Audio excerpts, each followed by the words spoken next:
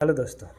आज हम लोग बात करेंगे कि अगर बिना कोई काम किए भी आपको सैलरी मिलती रहे तो कितने अच्छा हो। लेकिन इससे पूर्व आपको काम तो अवश्य करना पड़ेगा ताकि आप इस काबिल हो सके, या यूँ कहें कि आपके पास इतना फंड इकट्ठा हो जाए ताकि आप बिना नौकरी किए भी सैलरी ले सकें। ऐसा संभव है, लेकिन उसके लिए आपको शुरुआत में कठिन परिश्रम करके पैसे इकट्ठे करने ही पड़ेंगे।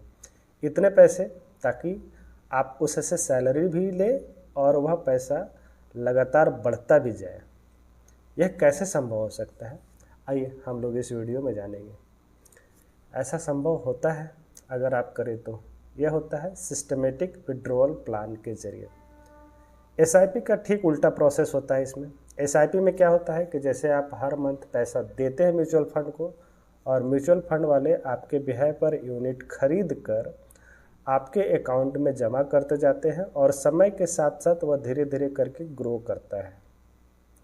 लेकिन एसडब्ल्यूपी की बात की जाए तो आप म्यूचुअल फंड को यह निर्देश देते हैं कि हर मंथ हमको इतने अमाउंट चाहिए, तो म्यूचुअल फंड वाले आपके बिहाफ पर उतने यूनिट्स बेच करके आपके पैसे को बैंक अकाउंट में ट्रांसफ़र कर देती है जिस तारीख को आप उसमें चाहते हैं।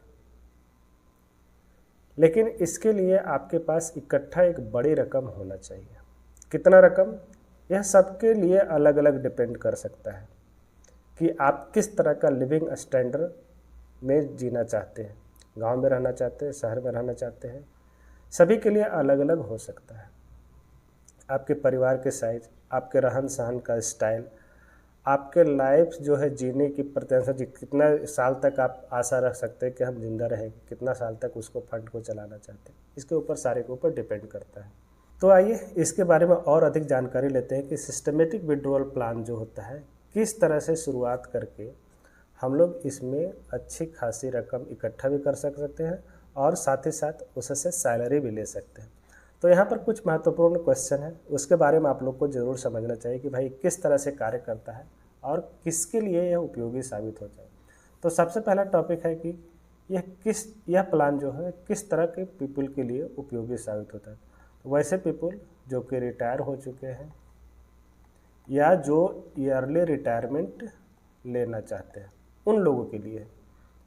अगर उनके पास एक मुश्त राशि है जो कि ईयरली रिटायरमेंट लेना चाहते हैं, या जो रिटायर कर गए हैं उनके पास एक मुश्त राशि आ गई है, वैसे लोगों के लिए है ये प्लान लेना आवश्यक होता है। यह प्लान ले सकते हैं, आवश्यक तो नहीं कर सकते, यह प्लान आप ले सकते हैं। अब बात रहती है कि भाई कितना अमाउंट इसके अंतर्गत आप निकाल सकते हैं, इससे आप कितना अमाउंट निकाल सकते हैं। तो एक सिंपल सा रूल होता है। मान लीजिए आपका 10 लाख रुपये आप इन्वेस्ट कर रहे हैं, तो उसका 6,000 रुपये आप पर मंथ उससे पेंशन ले सकते हैं। 10,000 रुपये में 6,000 रुपये, लगभग 0.6%, अधिक से अधिक बढ़ा करके 1% तक, लेकिन जितना कम रखेंगे उतना अच्छा है। हम 0.6% की बात करेंगे, लगभग 6,000 रुपये। 10 लाख है तो उसमें 6,000 रुपये आप उसमें पेंशन के रूप में ले सकते हैं, सिस्टमेटिक विड्रॉल उसमें डाल सकते हैं। किस तरह का फंड सेलेक्ट करना चाहिए, यह सभी के लिए अलग अलग हो सकता है। मान लीजिए कोई म्यूचुअल फंड में नए हैं, उनके लिए balanced fund, balanced advantage fund ज़्यादा अच्छा रहता है। और जो म्यूचुअल फंड में पुराने हैं, म्यूचुअल फंड को अच्छी तरह से जानते हैं, म्यूचुअल फंड की पकड़ रख सकते हैं, मार्केट को समझ सकते हैं, उनके लिए होता है जिस फंड में आपका पहले से चला आ रहा है। मान लीजिए कोई स्मॉल कैप है, वहाँ पर आप इन्वेस्ट कर रहे थे, वहाँ से एक अच्छा खासा फंड तैयार हो गया आपके लिए, तो उसी म्यूचुअल फंड को जैसे आप एसआईपी कर रहे थे, उसी म्यूचुअल फंड को निर्देश दीजिए कि मेरे लिए सिस्टमेटिक विड्रॉल प्लान जारी कर दे और हर महीने इतने रुपये की राशि मेरे अकाउंट में, बैंक अकाउंट में ट्रांसफ़र कर दे। वो आपके लिए उसी फंड से हो जाएगा। इसके लिए अलग से फंड सेलेक्ट करने की ज़रूरत नहीं पड़ेगी। अगर वह अच्छा फंड प्रदर्शन कर रहा है, आप उसी में बने रह सकते हैं, वहीं से आप अपना पेंशन चालू कर सकते हैं, सिस्टमेटिक विड्रॉल ले सकते हैं। टेक्निकल रूप में किस तरह से कार्य करता है, तो इसके लिए आपको एक डेट सेलेक्ट करना होगा, जैसे कि एसआईपी का डेट सेलेक्ट करते थे उसी तरह से आपको अमाउंट तय करना होगा, फिक्स्ड अमाउंट तय करना होगा कि हमको हर मंथ कितना अमाउंट चाहिए। उतना ही अमाउंट का एनएवी आपके जो है म्यूचुअल फंड आपके बिहाफ पर बेच करके आपके अकाउंट में उतना अमाउंट ट्रांसफ़र करेगी। लास्ट क्वेश्चन आता है कि क्या इस तरह से हम मनी जब निकालते रहेंगे तो क्या एक समय आने के बाद मेरा धन खत्म नहीं हो जाएगा, मेरी राशि खत्म नहीं हो जाएगी? तो इसीलिए जो है 0.6% to 1% का फार्मूला लगाया जाता है। इससे ज़्यादा नहीं निकाली, इससे ज़्यादा निकालेगा तो हो सकता है दिक्कत आ सकती है। अगर इतना ही राशि अगर निकालते रहे म्यूचुअल फंड से तो यह मनी कभी समाप्त नहीं होती है। आइए इसे एक लाइव एग्जाम्पल के जरिए हम लोग देखेंगे किस तरह से यह कार्य करता है। मान लीजिए कि आपने जो है एक फंड सेलेक्ट किया हो, निप्पॉन इंडिया का स्मॉल कैप फंड। इसमें आपने 1 करोड़ रुपये की राशि, आप कहेंगे 1 करोड़ रुपये मेरे पास तो है नहीं, मैं उन लोगों की बात कर रहा हूँ जिनके पास है, आपके पास जितना है उतना मान सकते हैं। 1 करोड़ की राशि 2013 में कोई इन्वेस्ट किया। अब 2013 की हम लोग क्यों बात कर रहे हैं? क्योंकि यह फंड का जो है पीछे का ही प्रदर्शन हम लोग दिखा सकते हैं, आगे का तो इसमें है डाटा है नहीं, इसीलिए हम लोग पीछे का ले रहे हैं। लमसम इन्वेस्टमेंट 1 करोड़ रुपया आपने किसी फंड में कर दिया, निप्पॉन इंडिया स्मॉल कैप में कर दिया। कब की बात? 2013, 30/10/2013 को, ठीक है। 1 करोड़ रुपया इन्वेस्ट कर दिया और उसको इंस्ट्रक्शन दे दिया कि अगले महीने की 1 तारीख से मेरे अकाउंट में 60,000 रुपया को ट्रांसफ़र किया जाए। ओके, यहाँ तक क्लियर है? 1 करोड़ रुपया इन्वेस्ट किया 2013 को, अगले महीने से हमको 60,000 रुपया पर मंथ चाहिए। मंथली इंस्टॉलमेंट लगा दिया। 2013 से 2023 तक कैश फ्लो देखते हैं कि क्या होता है। फंड है निप्पॉन इंडिया का small cap fund, total investment इतना, विड्रॉल अमाउंट हो जाता है 71,40,000 रुपये। अगर 60,000 रुपये पर मंथ के अनुसार से निकालते रहे तो फिर भी आपके पास इतना कॉर्पस बचा हुआ है।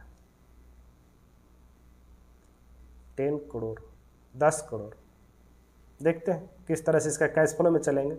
हम लोग देखेंगे कि किस तरह से ये सही है कि गलत है, क्या कहता है, उसके आधार पर हम लोग देखेंगे कि क्या है सही है कि नहीं। तो देखिए यहाँ पर हम लोग आए, इसमें सबसे पहले आप देखिए कि 30/10/2023 को एनएवी जब 10 रुपया 22 पैसा चल रहा था निप्पॉन इंडिया स्मॉल कैप का, तो हम लोगों ने 1 करोड़ रुपया एक मुश्त इन्वेस्ट करके इतना यूनिट प्राप्त किया, 9,78,167 यूनिट, 1 करोड़ रुपये लगा करके। अब हम लोगों ने क्या किया, अगले महीने से उसको सिस्टमेटिक विड्रॉल प्लान पर उपयोग, हर एक महीने हमको 60,000 रुपये कैश फ्लो बाहर चाहिए, इसलिए नेगेटिव में दिखाया हुआ यहाँ पर कैश फ्लो। 60,000 रुपये आप ले रहे हैं, तो जो यूनिट बेचा जा रहा था पहली बार में, वो यूनिट बेचा जा रहा है 5,313 यूनिट।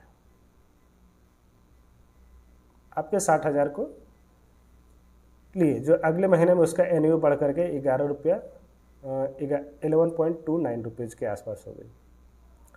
तो यहाँ पर देख रहे हैं, यहाँ पर आपका यूनिट सेल किया जा रहा है, कम्यूटेटिव यूनिट्स घट रहा है, यहाँ पर धीरे धीरे करके वैल्यू बढ़ रहा है। अगले बार फिर चले,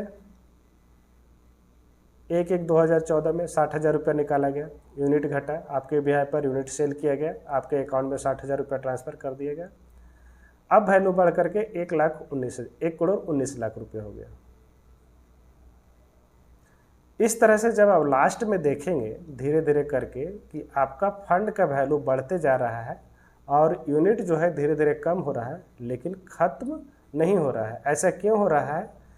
क्योंकि जब आपका एनएवी बढ़ता है तो आपके लिए म्यूचुअल फंड जो है कम यूनिट सेल करता है, वहाँ पर यूनिट कम सेल करता है क्योंकि एनएवी बढ़ गया। अभी देखिए वर्तमान में एनएवी जो है 136 रुपया 16 पैसे के आसपास चल रहा है।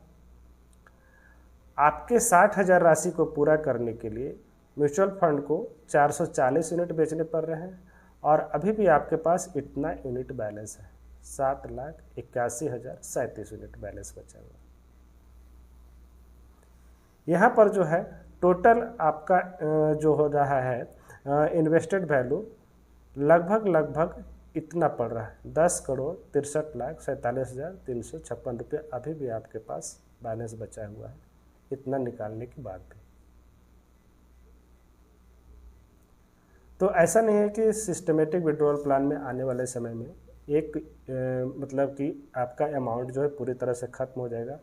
अगर आप रूल फॉलो करते हैं, 0.1% जो मैंने आपने बताया, 0.6% से 1% के आसपास टोटल कॉर्पस का जितना आपने इन्वेस्टेड किया है, अगर उतना ही राशि निकालते हैं पर मंथ, अगर एक अच्छे म्यूचुअल फंड में अगर बैलेंस्ड कैटेगरी में भी रखते हैं तो आपका कॉर्पस कभी खत्म नहीं होगा, धीरे धीरे बढ़ते ही रहेगा। हालांकि ये स्मॉल कैप है इसीलिए आपको इतना ज़्यादा रिटर्न दिख रहा है। अगर आप बैलेंस्ड फंड लेंगे तो वहाँ पर 12 से 15% के आसपास, 12 से 15% के आसपास आप रिटर्न की आशा रख सकते हैं। उससे ज़्यादा आपको रिटर्न मिलने की उम्मीद नहीं रहती है बैलेंस्ड फंड में। बैलेंस्ड फंड में रखना इसलिए सेफ होता है क्योंकि वहाँ पर जो है फंड तेज़ी से नहीं बढ़ता है, लेकिन आपका पैसा सेफ रहता है। कुछ पैसा आपको जो है डेट फंड में भी लगाया जाता है, इसीलिए उस तरह के फंड में इन्वेस्ट करना चाहिए जब आपकी बात आती है कि हमको सिस्टमेटिक विड्रॉल करना है, रिटायरमेंट के लिए कोई ऑप्शन रखना है, ईयरली रिटायरमेंट लेना है उसके लिए। तो अगर आप ईयरली रिटायरमेंट के बारे में सोच रहे हैं तो एक अच्छा खासा कॉर्पस पहले तैयार कीजिए, इतनी राशि तैयार कीजिए ताकि आने वाले समय में आपको काम करने की ज़रूरत न पड़े और आप म्यूचुअल फंड से लगातार पेमेंट ले सकें। पहले नौकरी कीजिए, उसके बाद बिना नौकरी के सैलरी लीजिए। तो आज के लिए इतना ही। सिस्टमेटिक विड्रॉल प्लान पर आगे भी वीडियो आएंगे, उसे ज़रूर देखिए। अच्छा लगे तो लोगों के साथ शेयर कीजिए, सब्सक्राइब कीजिए। वीडियो को देखने के लिए थैंक्स।